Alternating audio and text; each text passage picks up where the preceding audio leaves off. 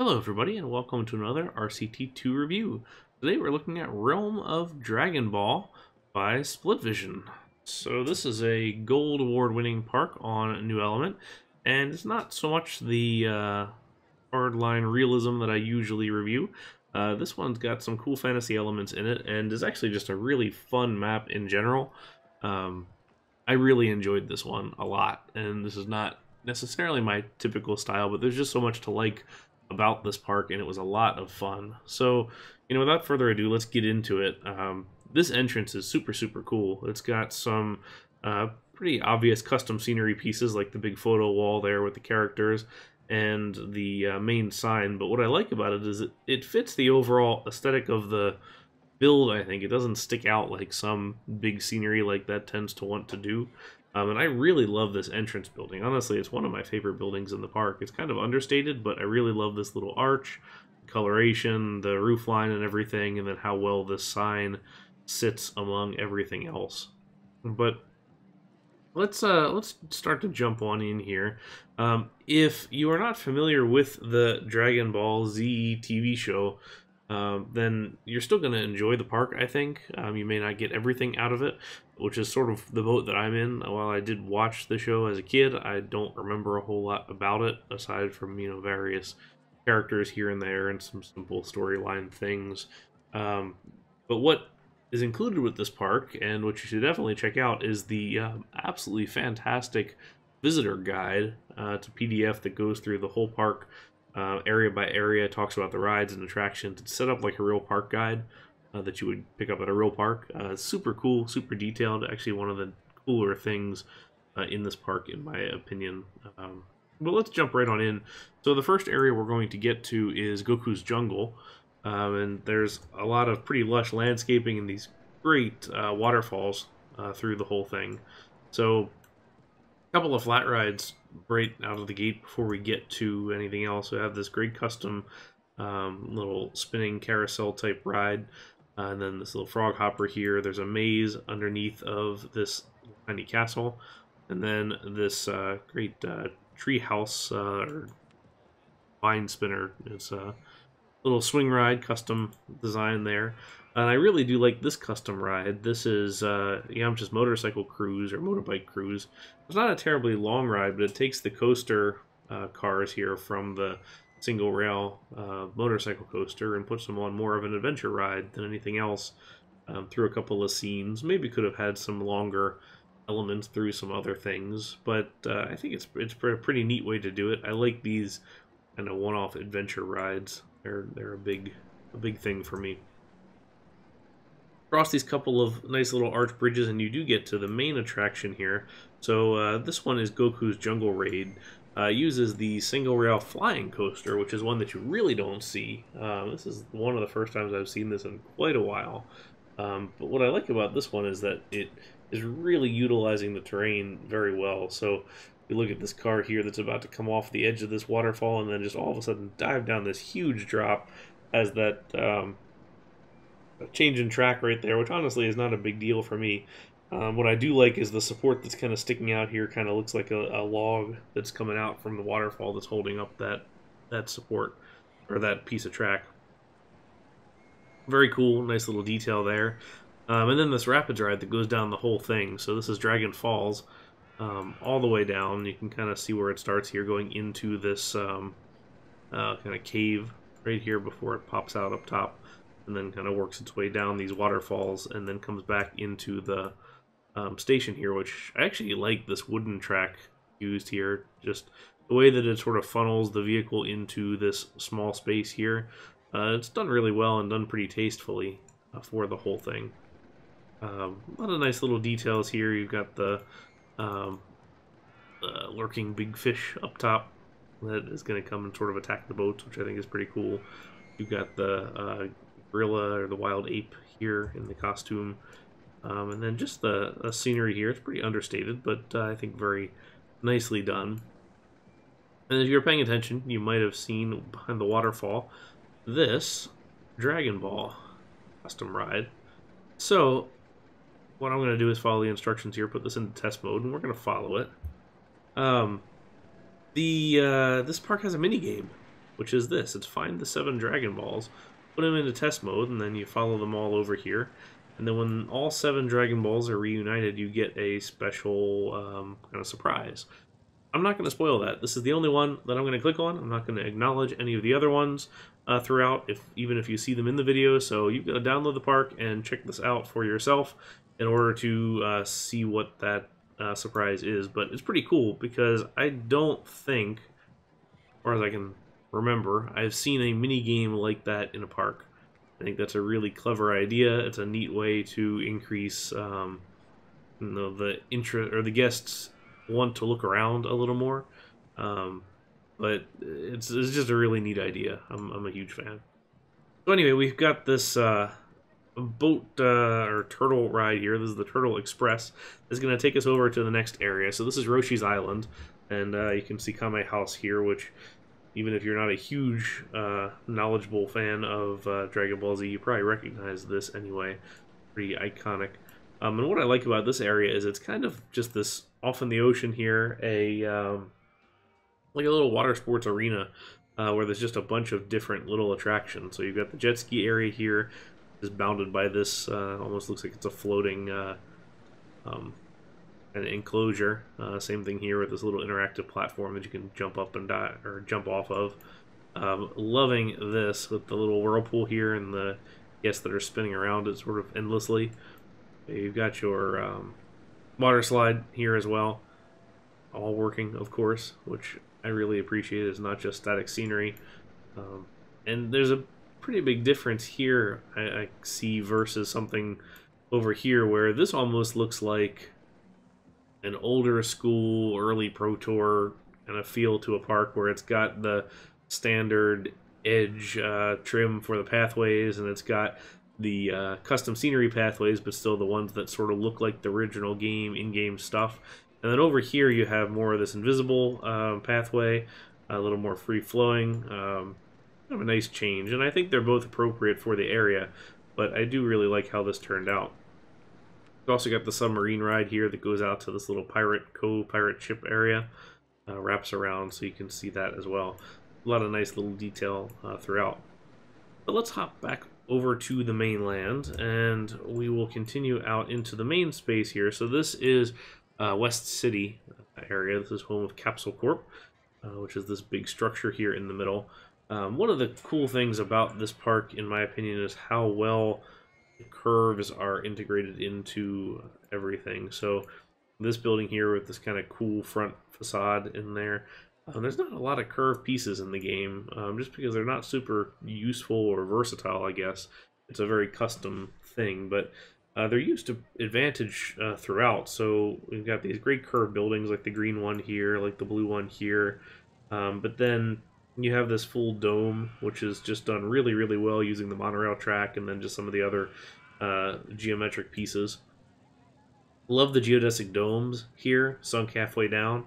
Really kind of reinforces that architecture throughout. And then this pretty neat seating area here that's raised up, so you can kind of look out over the space.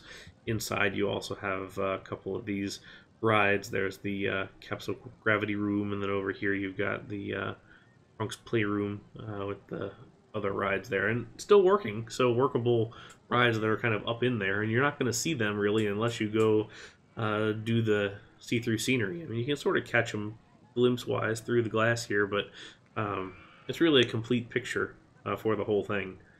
And you can't ignore this car ride that goes around the whole thing. So this is the West City Skyway that goes all the way around. Loving that dark blue glass. Really stands out, kind of nice and bright, and I think looks cool set against all the more I guess colder colors of the sidewalks here and all the other architectural details. Nice little shot tower here, little 2x2 ride in here, and then look at this theater. This is super, super cool with this the scenery pieces here with the movement. It's a great way to get some interesting movement in there, and actually really just a clever way to display this. So very neat to see that as a nice big theater. We'll jump over here to a smaller area. So this is Tournament Zone. Nice little filigree detailing there on the pathway as you come into it. First thing you get to is this little frisbee ride. This is not Dragon Express. This is... let's click on it. There we go, Knockout. So this is a great little frisbee custom ride there. Pretty straightforward, but it's nicely in the area. And then the other one we get to here is the coaster. This is the main coaster within the stadium here. This is the tournament area, I suppose. So this is Goku versus Krillin is the coaster name, and the orange is Krillin, and the black is Goku. So here we go, watching these come through.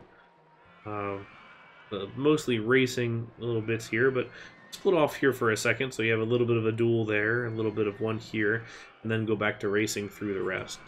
On the smaller side, and you know, maybe could have gone higher, done a little bit more, but I think it's honestly pretty tastefully done for the size of the whole thing. So I'm a fan. I think it looks pretty good, and the stadium itself is very nicely done, especially this green roof a little bit in the middle here. So I'm a pretty big fan of that. Across the way here is something that I really like. So this is Kamehameha, which is the little energy ball that the Super Saiyans can shoot out of their hands. I'm probably wrong in some technical detail of that for whatever reason, but you know, whatever. It's a pretty cool looking ride. So it's half of an impulse coaster, really just a single shuttle coaster, but you've got this great sculpted handwork here. So it's shooting this ball of energy out from the hands. You've got this nice big trench here with the water falling down into it and all the rapids throughout, kind of pushing through the lake bed here as it goes up as the coaster kind of goes up the spike and then falls back. Nice kind of realistic detailing on the support work here. I think the support work is really incredibly done.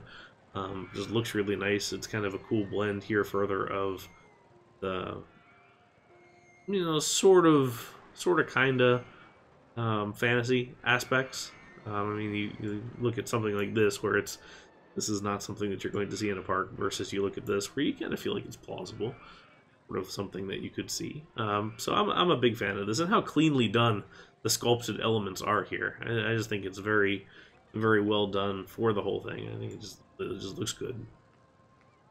We go into the next area here. So this is Bu's Wasteland, I believe, and first of all, we get another hand here. This is for the disco rides. This is Energy Disc, using Space K's energy thing. This is a super neat sign. Love this. Simple, but effective. We have a nice disco coaster here coming through the hand. Track color changes, which is pretty neat. Turn around here, and you've got this little food eating area here. Cool little structure, and then you get to this other sculpted piece here, which is just super impressive. So this is Escape from Bu's Innards. So more of a fun sort of oddball thing, and I mean, you really can't deny how well done this is from a detail standpoint. Again, the curves, kind of the compound curves in a bunch of different directions, but we're actually going to start over here in his hand as we get ready to launch up into his head, basically. So let's watch along. This is just an oddball sort of thing. I don't quite know what the reference is here. This is one that I don't quite know, but have this little spin around helix pop out of his mouth and work through a decently flowing layout. It sort of wanders around a little bit, but the supports aren't too bad, and I do like the colors.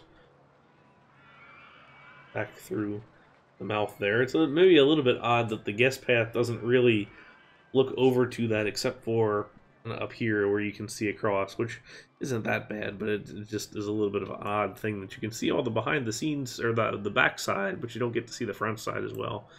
Still though, pretty impressive sculpturally and a little terrifying at the same time. There's some other little details here. So here's a little house, again with those curves, really, really nicely done. And I like this little, these two sections here of sort of suspended bridge comes across. But let's move along, and we'll cross the island bridge here, and this gets us to King Kai's planet. We have this cool snake way, and this is the pathway to get in. Another really just clever idea overall, I think. All these rocks of sort here on the side, and then not a whole lot architecture-wise here, so we just have this piece. But the thing is it's true to form of the show, or at least as far as I know it is. So it's not overdone in any one particular way. We've got this big vertical drop coaster here. Custom supports there on the lift will be pretty interesting, and then throughout the rest. I actually do like the color scheme on this one. I'm not sure which custom palette this is, but I like that green on the support work. Mostly just loops. It would have been nice to see some other things. So not necessarily a super realistic layout, but the flow is not bad. I do like the support color changes from the green to the orangey green color out here as you go around. It maybe would have been nice to see a little bit more things here, or even set up a handyman to mow this so it doesn't get gross over time. But we have King Kai's 1957 Chevrolet and just other little fun details for the space. So very neat. Not a whole lot to see here, I think, but the effect is cool. I think the snake entry point is probably my favorite thing about it. But let's keep on going. So let's get to this side. So this side is the Quaran Forest. We have two things here. We have on the ground and we have up top. So first of all, we'll start here on the ground with Flight of, and let's see here, Flight of Jinjujun, and I'm sure I'm pronouncing that incorrectly, but pretty cool little balloon-looking things, I guess, with the yellow here. Pretty cool. Pretty straightforward coaster layout, actually. In and amongst the little teepees here and just some of the other details for that. Then you have your queue line to the actual elevator that goes up the up into the upper area here, which we'll take a look at in a minute. Well, let's see what's holding this guy up. Take off that minimum wait time so we can send it on up. Not necessarily going after any particular manufacturer as far as rides go, but I mean, I don't think in this park that's an expectation. I think some of the realism aspects are just sort of an added bonus that you make this fantasy world feel more believable in that aspect. I do like that helix, the way that it's sort of inclined fully towards the diagonal, towards the viewer. Pretty straightforward layout, but not too bad. Flows nicely. Well, let's go up. Let's take our tower up here. So this is the Quaran Tower. And you get to the top up here where we have the little structure here. Nice a little landscape islands and everything. All done with scenery, since you can't really get landscape up that high. And if you get rid of the scenery, you get this surprise coaster. So this is the Room of Spirit and Time. And I know that it's done intentionally so, but it's a little bit of a difficulty that you don't get to find this unless you actually make the scenery invisible. Like, there's really no hint that this is here. And you put this in, and you can't even see it as you wrap around. So it's a little bit of a shame that unless you're being a little proactive with your hide scenery button, you might even miss this entirely. But it's a kind of a neat little layout. And it reminds me of some kind of little small premiere coaster, perhaps. But let's let this load up, and then we'll take a look. Get rid of this minimum wait time. Here we go. So launch out of that station, go through this corkscrew, up into this roll here. One around, drop down, loop around that piece of track, up into this corkscrew. I really like the oddball inversion layout. It's a little bit of a different thing than you usually see. A corkscrew, a roll, a loop, and then a corkscrew. Pretty interesting for the whole thing.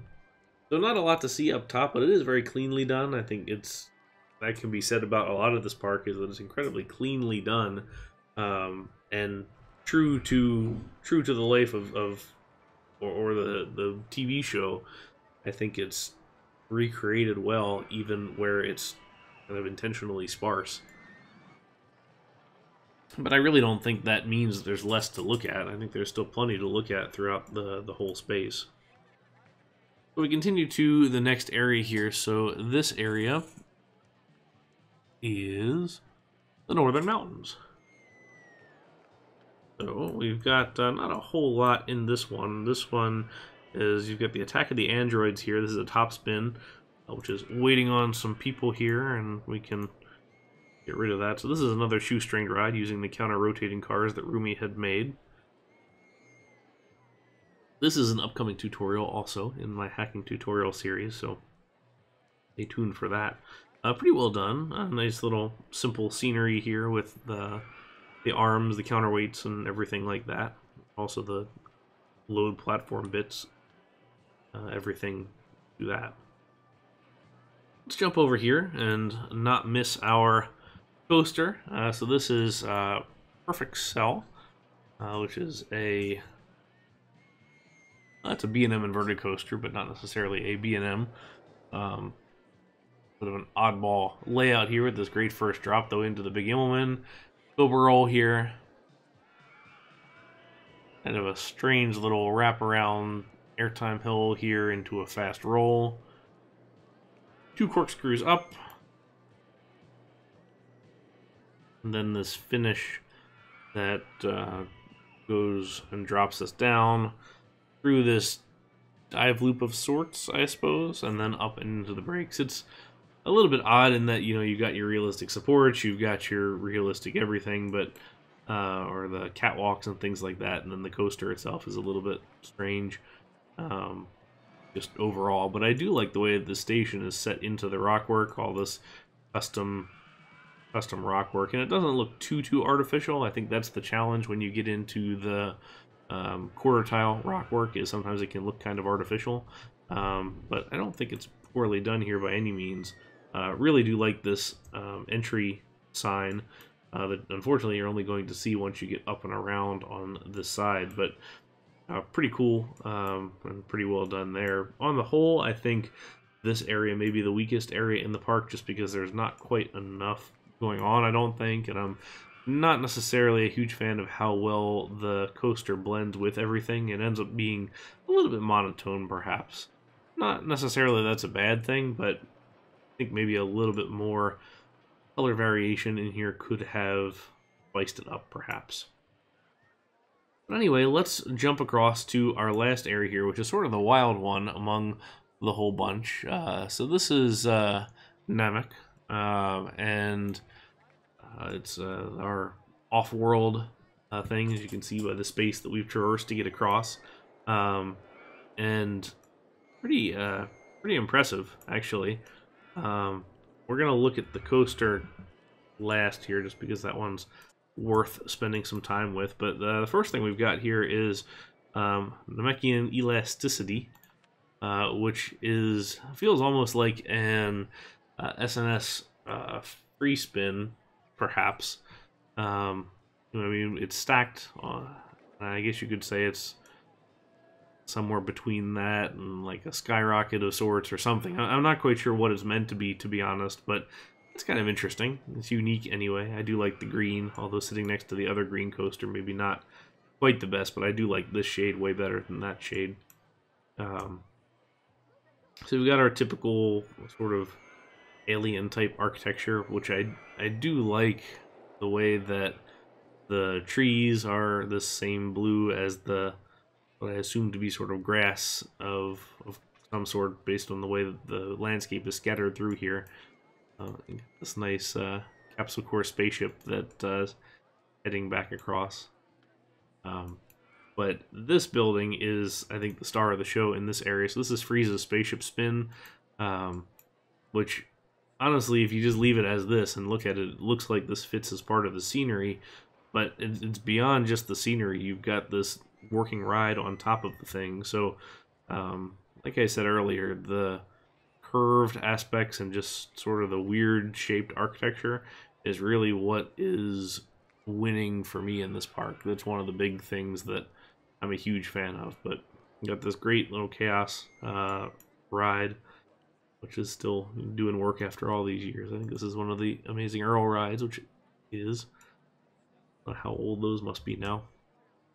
Some other great curved architecture, but really nothing compares to this itself.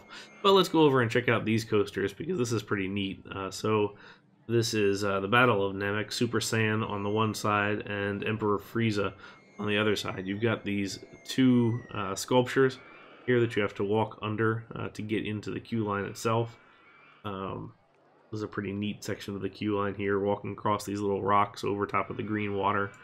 But pretty neat overall. We are using the hack here for, I believe anyway, for the single queue line and 2 rides hack, which I had shown earlier on my tutorial series. This is a pretty neat overall design just because it's unique. Not super realistic, but it's just interesting. So you got that great double down on purple. The 2 loops. And this pretty cool kind of racing section here. Interlocking Batwing and Cobra Roll.